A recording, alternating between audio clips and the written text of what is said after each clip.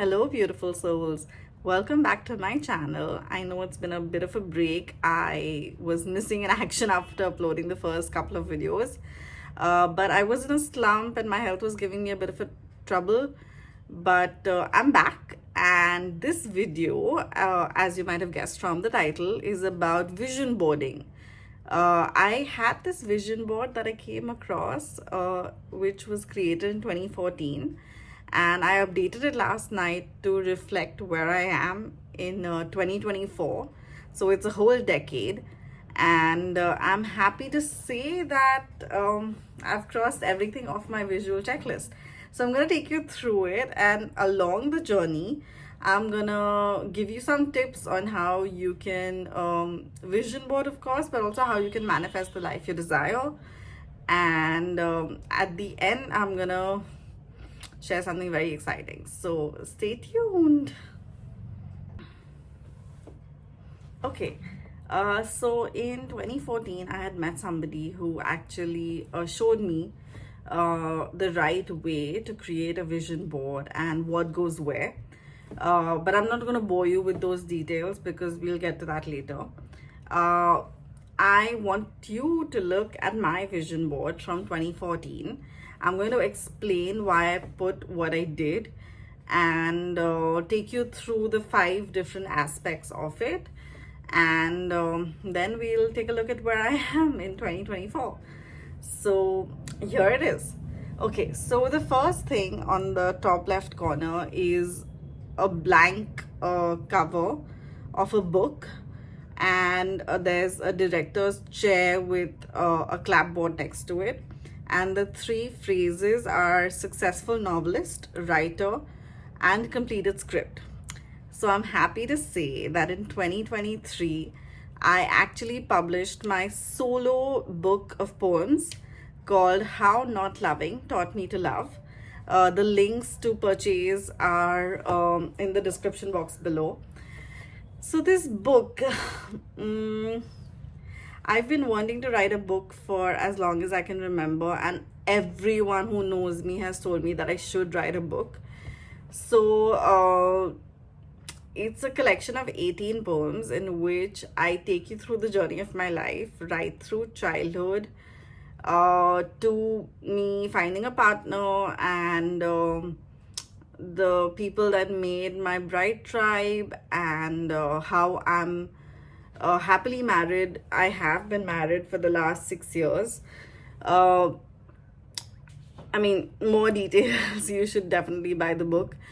But in the book, what I have done through my poems, and this came very organically to me, was to talk about my manifestation journey and my unwavering faith in the universe, because both my partner and I actually manifested each other. We spoke about this pretty early on in our relationship when we met, that we are exactly the kind of people that the other one was looking for. And that has kind of helped us stay in this relationship through the ups and downs for the last 6 years. So yeah, I don't know about successful, but I'm definitely an author of a book. I did complete my script, which I started in film school, and I did pitch it to a couple of people. Let's see if anything materializes. But I didn't want to stop being a writer, and I didn't want to stop writing screenplays. So I started this YouTube channel, and I'm going to treat this as the home for all my filming projects going on. Okay, then we come to the other part, which is the romantic aspect or the love aspect of my vision board. And there are 4 images. There's a ring, there's a couple who's walking around the mandap, basically taking their feras. There's a lehenga, and yeah, there's a car, but let's leave the car out for now. And the phrases are romantic proposal, winter wedding, and long happy marriage.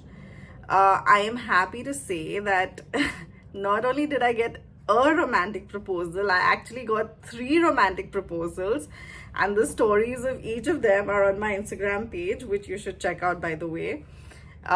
We did have a winter wedding. I mean, our parents, so we had like a surprise roka in April of 2018, and our parents were like, get married in June, and we were like, we're not prepared for it. So we had a ring ceremony in May of 2018 and December of 2018, right after my 31st birthday is when I got married, and it was a winter wedding. It was so nice and cool, and it was an outdoor wedding, and we didn't need any fans or mist fans or nothing like that. It was just the perfect weather, and it was very close to the beach, so there was a cool breeze. It was perfect. And the lehenga, so oh my god, my mom and I went lehenga shopping before my wedding, a little, like almost 6 months before my wedding, because we like to plan in advance, and I just couldn't find anything. And then I went to the store from where I finally bought it, and the salesman was just taking it to I think to put back on the shelf or something like that. And I was like, okay, I like it. And I took my fiance a couple of days later to see it, and he was like, I'm not sure. I was like, I don't know, I like it. You know, there's something about it which is calling out to me. And then that was my wedding lehenga. And I created this whole look out of it, which I'm still very happy about. It's a little traditional. It's not really a designer thing, or it's not an exquisite, but there's something about it which I like, and I re-wore it for my brother-in-law's wedding. So yeah, and I got the exact shot as the picture on the vision board as well. Okay, then we come to the bottom left of the board, which is fitness. So I was a skinny girl for like right up to my mid-20s. I was like a really skinny girl. I was underweight actually, and I was not allowed to donate blood because I did not meet the weight criteria. And now I'm on the other end of the spectrum. I'm way overweight. But what I always felt was that I don't want to lose weight. I just want to be fit and healthy. And that's something I put on my vision board, a picture of when I was actually fit and healthy, though I wasn't in the best mental state. It was a picture that made me happy to look at. It was a dress that I really liked. And yeah, so I actually fit into one outfit, not the same one, but one outfit from 15 years ago, from 2014 actually. No, sorry. Yeah, from 2014. I actually fit into one outfit, and yeah, so I'm fit, I'm healthy. All my levels, like my blood work, my levels are in check. I'm not on any unwanted medication. I'm just like on multivitamins and stuff like that. And I can work out for 2 hours at a stretch. I strength train for 2 hours at a stretch. I burn 800 calories, which is not something I had ever imagined doing. So yeah, like fitness goal achieved. Okay, and then we come to the bottom half. There is a phrase, abundance of money. There is an experience of somebody who's underwater, and there is a Lulu Guinness bag. So this is a really funny story actually. Of course, I've barely ever felt a lack of money, even if I'm not earning my I mean, I always have enough money in my account. I've never had a problem with money, even though I haven't been the most responsible with it. But I've always had an abundance of money. I've been able to buy what I like. I've been able to spend on what I like. I've been able to have a lot of travel experiences. So very grateful for that. Okay, so the underwater thing. So I really like swimming, and I'm a water baby. Like I'm just at peace, I'm calm, I'm relaxed when I'm in the water.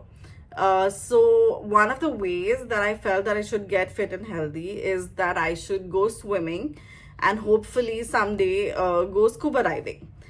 So in 2019, my partner, my husband and I, we were on a trip, and we were in Jordan. So we had gone to the Red Sea, and we had decided we would scuba dive. It would be a fun dive, and we prepped for it. Like, I got into the suit, we went on the boat, and when we jumped, my life jacket was here. Like, the head was here, so there was no way that I could see what was going on, and I couldn't breathe, obviously, because it was getting in the way. But anyway, like, with weights and everything, we tried, and I went in the water, and I just got out because there was no way that I could do it with the life jacket. So I was very disappointed, and I felt very unfit because I was like, what is happening? And like, we've come all the way, and it was also my husband's birthday. So anyway, fast forward to 2024. In February this year, my parents and I, we went to, my parents, my husband and I, we went to Muscat, and we were on a boat again, and we were going to snorkel. So this time I was like, I'm going to snorkel because I love being in the water. There's no reason for me to feel sort of breathless or like out of sync. And yeah, so the same thing happened. I put on the life jacket, I got in the water, and the life jacket was here. So again, I was not being able to breathe, I was not being able to swim, and I was so disappointed. And my dad was like, why are you wearing the life jacket? You don't need it, you know how to swim, so just get rid of it. And I was like, why did I think of this before? And I snorkeled for close to an hour. I was following the fish, I had the GoPro, and it was the most beautiful meditative experience. So I was fit and healthy enough to go underwater and just breathe like naturally. So I'm looking forward to scuba dive whenever that happens. Okay, there's a Lulu Guinness bag. I still haven't got the Lulu Guinness bag, and I have my eyes on it, but I don't know if I want it that much anymore. But I have a lot of like luxury bags now. And the cute thing is that my husband actually he was seeing that whenever we go out, I'm carrying like these really big bags, or I'm carrying like a really small clutch which doesn't fit anything. So he wanted to get me a bag that I could use every day, but that was sturdy, that was kind of premium. So for our I think 3 or 4 year anniversary, he gifted me a Coach bag, which I have got so much use out of that I wear it everywhere, and it's the perfect bag. It's just like I can fit everything that I need in it, and it's a crossbody and a sling. So yeah. Okay, now we come to the bottom right of the board, which is a Volkswagen Beetle and a writing residency. So the Volkswagen Beetle is actually because when I was a kid, actually when my sister was about 8 years old, I had gone to the store and got her a Barbie Volkswagen Beetle. And everyone, including my nieces and nephews, have played with that car. And it's a blue color. It's so sturdy even now. I'll try and find a picture. So I always imagined I would have a Beetle. And when I got my first car, that was gifted to me by my dad, it was a Volkswagen, except it was a Vento. And my husband and I now have a Baleno, which is a cute little dinky car. So no complaints. I don't really care about cars that much. It's just that I wanted my own pink Beetle. Let's see, maybe I'll get a scale model or something. But the point is that I have my own car and I can take it out whenever I need to. Yeah, and finally, the writing residency. So I've always wanted to do an immersive residency where I would be off for like a week or something, where the only focus would be to write. And in 2019, ironically, I discovered the poetry retreat, and it was Jan of 2020 that I went to Goa for a 6-day retreat. And one of the goals, they asked us to define our goals for the retreat, and one of the goals was, for me, was to write my own book, which I'm happy to say I achieved. That residency changed my life. It gave me a whole new perspective on writing and poetry, especially, which I had lost touch with, which was the first form of writing that I indulged in. So yeah, I'm just so happy. But so I mean, that's that. I mean, I've pretty much explained my vision board, and I'm gonna show you what it looks like updated in 2024, like how I achieved everything. But the idea is that you know we shouldn't lose faith, and we should trust the universe.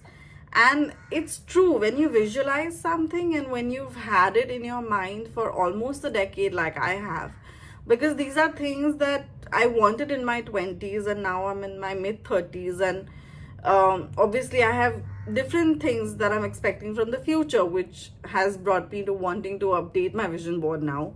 I just want to say that, when you have your goals so clearly defined and you put it on something like a vision board, you kind of visualize and you imagine those things to happen. They may not happen exactly the way you imagine them, they'll turn out even better, trust me.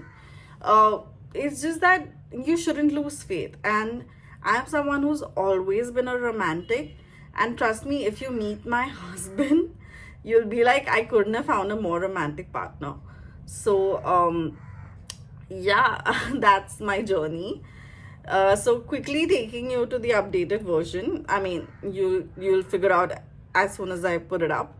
And this is a little note I wrote because I posted this on Instagram yesterday. So it says, "Thank you, universe. I was a 26-year-old in 2014 who had plans for her life. She had an unwavering faith in the universe and believed that if she dreamed it and visualized it, it would come true. The universe did not disappoint. As a 36-year-old in 2024 who looks back at these plans, she is filled with gratitude and her faith is renewed. She still has dreams for the future, and she knows the universe will be kind to her. Here's looking at the next decade." So that was my vision board journey. Now, the thing is, I have been doing this for more than a decade, as you know, and I want to help you make your vision board and help you manifest your life as you visualize it. So click on the link in the description to book a session with me, and all details will be in the form. So that's it from me today. Do like the video. Please share it with whoever you think will find it helpful. Do subscribe to the video and turn on the bell icon for notifications. I'll see you in the next one.